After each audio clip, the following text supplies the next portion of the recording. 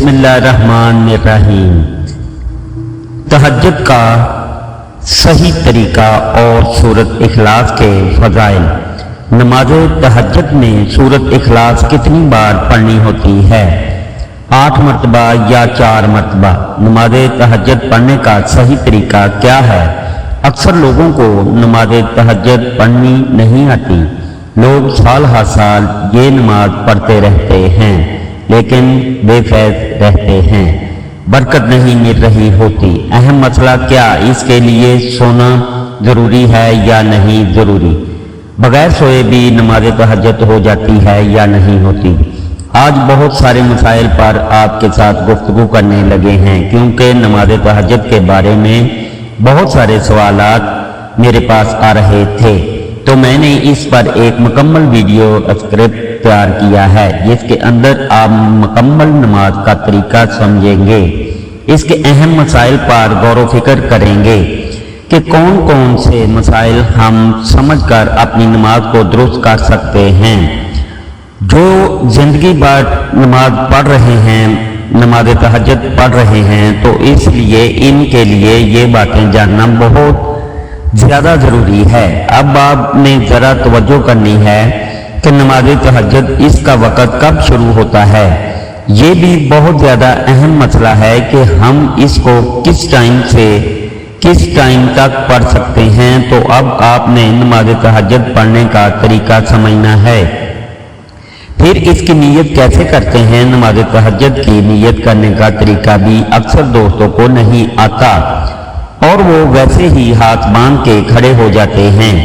इस तरह फिर बहुत सारे मसाइल इनके लिए जन्म लेते हैं, इसलिए कि नमाज तहज्जुद इसकी इतनी फजीलत है और इतने इसके साथ जुड़े हुए वाक़यात हमारी आंखों के सामने हैं कि कितने लोगों ने इसकी बरकतें समेटी हैं और आज तक इसकी बरकतें हासिल कर रहे हैं।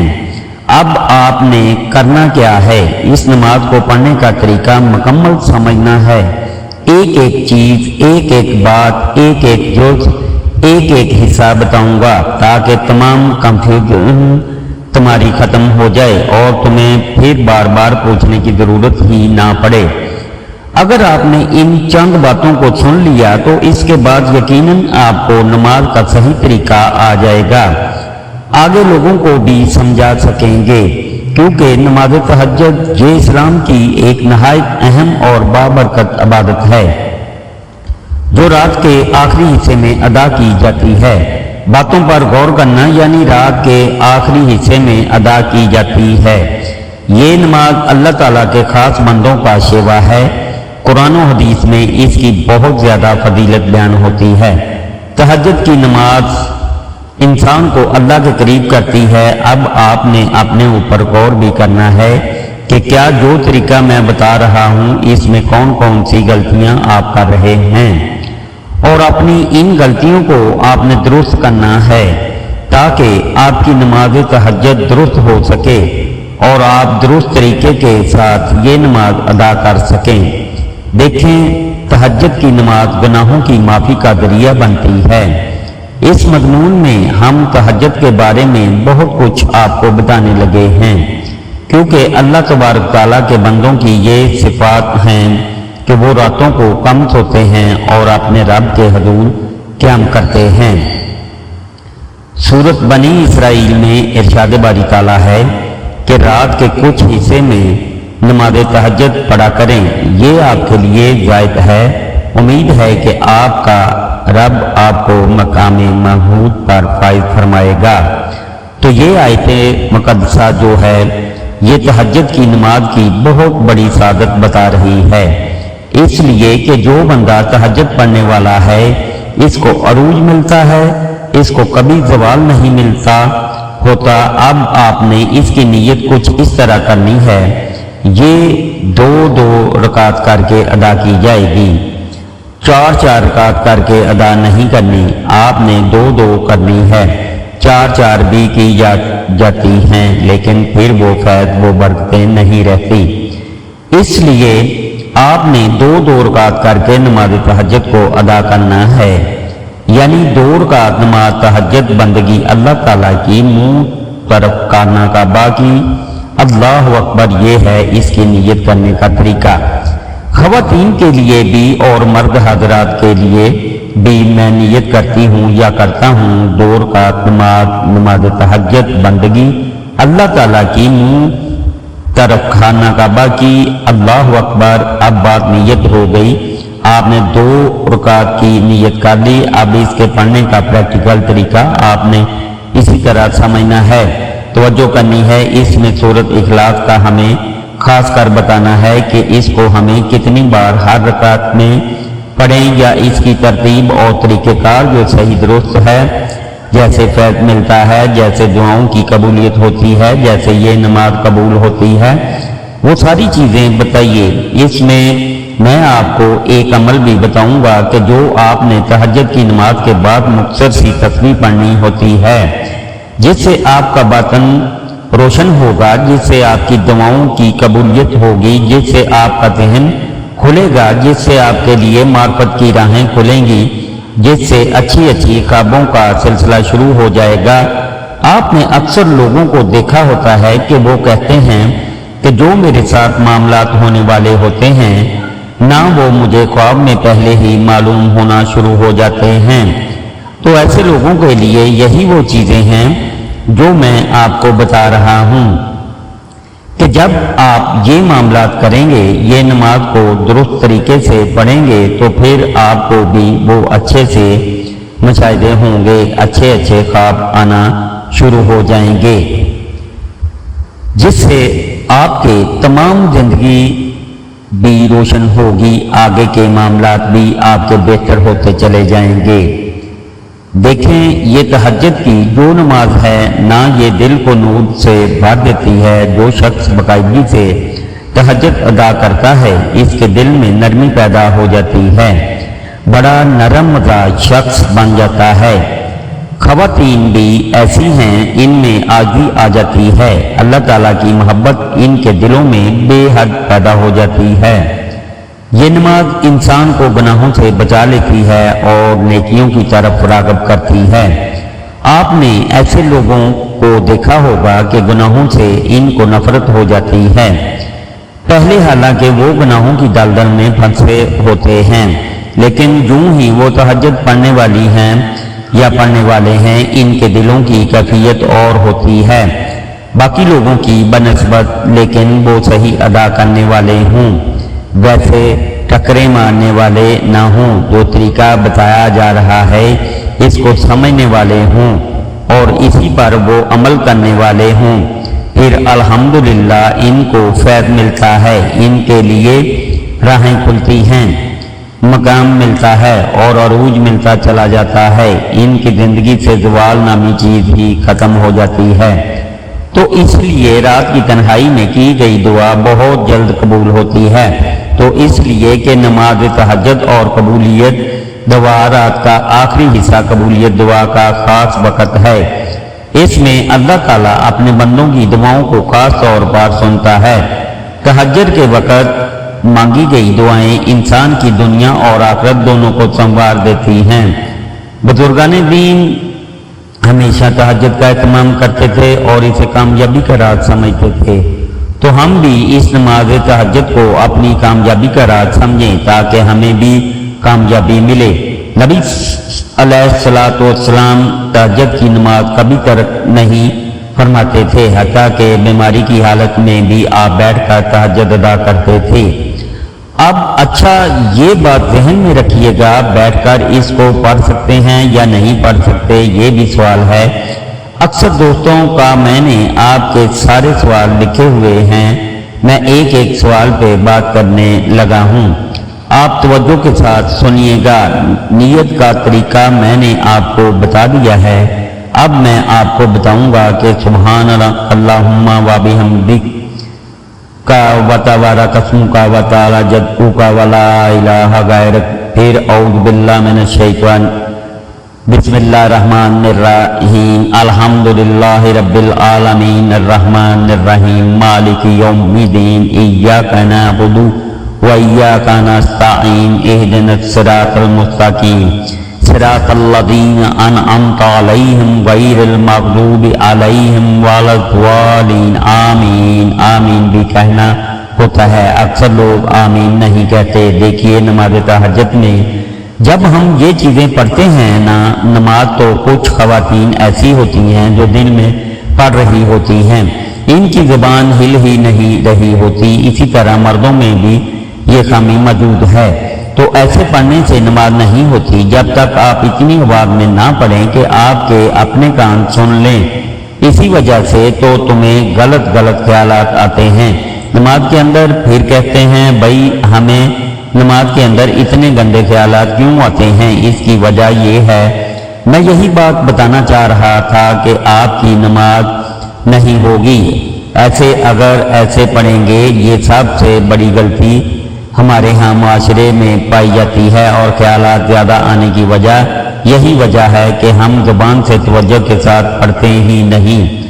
جب آپ اتنی بلند آواز سے پڑھیں گے نہ تو آپ کے کانوں میں پھر وہ چیزیں جو ہیں وہ نہیں آئیں گی، آپ کی یہی آواز آئے گی جو نماز پڑھ رہے ہوں گے۔ پھر دیکھنا تمہاری روحانی کیفیت کیسے بڑھتی ہے۔ اور میں اب یہاں وہ جو اہم مسئلہ ہے سونے والا کہ سوئے بغیر تہجد ہو جاتی ہے یا نہیں، اس کا جو اصل ٹائم ہوتا ہے نا وہ نماز عشاء کے بعد فوراً شروع ہو جاتا ہے۔ آپ کچھ دیر کے لیے لیٹ گئے ہیں، سو گئے ہیں، آنکھیں بند کی ہیں، اس کے بعد آپ پڑھنے اٹھے ہیں، بیدار ہوئے ہیں۔ مثال کے طور پہ عشاء کی نماز کے بعد لوگ فری ہو رہے ہیں، اگر وہ گھر میں آتے ہیں اور 10 منٹ لیٹ جاتے ہیں، ان کو آنکھ لگ جاتی ہے، اس کے بعد اٹھتے ہیں تو وہ تہجد پڑھ سکتے ہیں۔ لیکن اس کا جو بہترین وقت ہے نا وہ رات کا پچھلا حصہ ہی ہے، یعنی جس وقت پچھلے پہر اٹھایا جا رہا ہوتا ہے۔ اگر اس ٹائم خواتین وضو کر کے یہ چند رکعتیں پڑھ کر یا مرد حضرات یہ چند رکعتیں چند منٹ پہلے اٹھ جائیں اور یہ اس ترتیب کے ساتھ رات کو یہ چیزیں اور دن کو یہ چیزیں پڑھ لیں، یعنی کہ نماز سے پہلے والی چیزیں اور نماز کے بعد والی چیزیں، تو میں کہتا ہوں کہ ان کے حالات ہی بدل جائیں گے، کیفیت ہی بدل جائے گی۔ جن کے پاس اپنے گھر نہیں ہیں دعا مانگیں تو ان کو انشاءاللہ گھر مل جائیں گے۔ جو مقروض ہیں قرضے سے ان کو نجات مل جائے گی۔ جو جس پریشانی میں ہیں انشاءاللہ تعالی ان کی تمام پریشانیاں ختم ہو جائیں گی۔ اب اس میں سورہ اخلاص جو آپ نے پڑھنی ہے نا، تو سورہ اخلاص کتنی بار پہلی رکعت میں پڑھنی ہے اور کتنی بار دوسری رکعت میں پڑھنی ہے، اب اس میں تعین آپ نے خود کرنا ہوتا ہے کہ بھائی میں کتنی رکعتیں پڑھوں۔ اس کے 2 طریقے ہوتے ہیں پڑھنے کے۔ یہ صورتیں اس کے اندر تو جب ہم یہ صورت پڑھ کے رکوع کرتے سجدہ کرتے دوسری رکعت کے لیے کھڑے ہوتے ہیں، نہ پھر ہم نے الحمد شریف سے شروع کرنا ہوتا ہے، پھر دوبارہ سبحانک اللہ نہیں ہم نے دوسری رکعت میں پڑھنی ہوتی۔ یعنی یہ بھی اکثر لوگ یہ غلطی کرتے ہیں، تو اس غلطی سے بھی آپ نے بچنا ہے۔ تو اب میں اس کے بعد کا عمل بتا دیتا ہوں، پھر میں صورتیں بتا دوں گا کہ کتنی پڑھنی ہے، اور میں 2 سیکنڈ میں یہ بات بھی سمجھا دوں گا کہ سونا ضروری ہے یا نہیں۔ سونا ضروری، بہت سارے دوست یہ بار بار کمنٹ بھی کر رہے ہوں گے کہ مجھے جلدی سے بتائیں سونا ضروری ہے یا نہیں، تو اس لیے میں آپ کو یہ 2 سیکنڈ میں بتا دوں گا کہ سوئے بغیر تہجد ہوتی ہے یا نہیں۔ تو اب میں نے آگے بڑھتے ہیں، جو خاص دعاؤں کا اہتمام کیا جاتا ہے، کیونکہ ہمارے اکثر بزرگوں کے واقعات ملتے ہیں۔ ایک بزرگ فرماتے ہیں، میں شدید پریشانی میں مبتلا تھا، کسی نے مجھے تہجد کی پابندی کا مشورہ دیا، میں نے 40 دن نماز تہجد ادا کی، اللہ سے دعا مانگتا رہا، اللہ تعالیٰ نے میری مشکل وہ جو جس سے میں مایوس ہو چکا تھا، مجھے زندگی میں یہی تھا کہ میں کبھی بھی یہ چیز نہیں حاصل کر سکوں گا، میں نے 40 دن کے اندر وہ حاصل کی ہیں۔ اسی طرح کئی ایسے لوگوں کے واقعات ہمارے سامنے، ماؤں بہنوں کی، بیٹیوں کے واقعات ہمارے سامنے ایسے بیان ہیں کہ جو وہ کہتی ہیں کہ ہمارے 40 دنوں میں شادی بھی، رشتہ بھی ہو گیا، شادی بھی ہو گئی، نکاح تک اور رخصتی تک ہو گئی۔ تو یہ ایسی اتنا کمال کی یہ چیزیں ہوتی ہیں۔ دیکھیں اللہ تعالیٰ اس طرح کیسے اس کی مشکل آسان کر دی، کیونکہ یہ تہجد کی نماز ہے نا، یہ ایک عظیم نعمت ہے جو ہر مسلمان کے لیے سعادت کا باعث ہے۔ ہمیں چاہیے کہ ہم اس مبارک عبادت کو اپنی زندگی کا حصہ بنا لیں۔ اللہ تعالیٰ ہمیں تہجد کی پابندی کی توفیق عطا فرمائے۔ اے اللہ ہمیں اپنی محبت میں تڑپنے والا دل عطا فرما اور ہمیں تہجد جیسی عظیم نعمت کی مستقل توفیق نصیب فرما، تاکہ ہم رات کی خاموشی میں تیرے حضور گریہ زاری کر سکیں۔ اے باری تعالیٰ ہماری ان دعاؤں کو اپنے فضل سے قبول فرما جو ہم اپنے لیے اور تمام پریشان حال بہن بھائیوں کے لیے مانگتے ہیں۔ ہماری مشکلیں آسان کر دے اور ہمیں صراط مستقیم پر چلنے کی ہمت دے۔ تو ہی ہر حاجت پوری کرنے والا ہے، ہمیں اپنی رحمت کے سائے میں جگہ عطا کر دے، آمین۔ سب دوست آمین ضرور کہیں۔ حضرت عمر فاروق رضی اللہ تعالیٰ عنہ راتوں کو گشت کے دوران لوگوں کے حالات بھی دیکھتے تھے، تہجد کا اہتمام بھی فرماتے۔ ایک مرتبہ آپ نے گھر سے قرآن کی تلاوت کی آواز سنی۔ ایک بوڑھی عورت تہجد میں اللہ سے دعا مانگ رہی تھی کہ حضرت عمر یہ سن کر رو پڑے اور فرمایا کہ یہی لوگ امت کی اصل طاقت ہیں جو راتوں کو اپنے رب سے لو لگاتے ہیں، پھر رب ان کی وجہ سے جو ہے وہ ہمیں بلندیاں عطا فرماتا ہے اور ہمیں ہر میدان میں فتح اور کامیابی مل جاتی ہے۔ تو دوستو یہی وہ چیزیں ہوتی ہیں جو انسان کو عروج پر لے جاتی ہیں۔ اس کی زندگی سے زوال ختم ہو جاتا ہے تو تہجد پڑھنے کے بعد جو خاص دعاؤں کا آپ نے اہتمام کرنا ہے، ان میں سے یہ دعا ہے کہ اس میں ضرور یہ پڑھا کریں، یہ مانگا کریں۔ تو اس سے اگر دعا یاد نہ ہو تو یہ اتنا سا حصہ آپ پڑھ لیں جو میں آپ کو بتانے لگا ہوں۔ یہ اگر پوری دعا یاد نہ ہو، دعا تو پوری کافی طویل ہے، یعنی یہ دعا اگر یاد نہیں آپ کو ہوتی، یہ لمبی دعا ہے نہ، آپ جتنا یاد ہو سکے آپ نے دیکھیں۔ اس کا مطلب ہے اے اللہ تمام تعریف تیرے لیے ہے، تو آسمان اور زمین کا نور ہے، تو ہی ان کو قائم رکھنے والا ہے، تیرا وعدہ سچا ہے، تیری بات سچی ہے، تجھ سے ملاقات سچی ہے، جنت اور جہنم سچی ہے۔ تو یہ جب آپ اردو میں بھی آپ اس کو پڑھ سکتے ہیں، ضروری نہیں کہ عربی میں، لیکن اگر پوری نہ یاد ہو تو آپ فقط اتنا ہی پڑھ سکتے ہیں۔ صرف اتنے سے الفاظ پڑھیں اور حاجت کی دعا کریں، اللہ کے فضل سے تمہاری کوئی دعا رد نہیں ہوگی۔ تو آپ اسی طرح بیماری سے شفا، رزق میں اضافہ، ہر مشکل کا حل، یہ 3 بڑے انعام آپ کو ملیں گے جب آپ اس کو پڑھیں گے۔ اس دعا مبارکہ کو اس کو آپ نے اپنی دعا کے اندر پڑھنا ہے۔ اب بات کر لیتے ہیں کہ اس تہجد کی نماز کے لیے نہ میں سمجھتا ہوں سونا انتہائی ضروری ہے، سوائے بغیر تہجد ہوتی نہیں ہے۔ یہ بہت سارے اللہ والوں نے یہ شرط لکھی ہے، تو چاہیے 5 منٹ کے لیے سو جائے، آدھے گھنٹے کے لیے سو جائے، چند سیکنڈ کے لیے بھی آنکھیں بند کر کے نیند آ گئی ہے، اس کے بعد اٹھنے پر نماز ادا کر سکتے ہیں۔ ان تمام باتوں پر عمل کریں، انشاءاللہ زندگی بدل جائے گی، آپ کا مقدر سمجھ جائے گا اور اللہ تعالیٰ کی خاص رحمتیں آپ پر نازل ہوں گی۔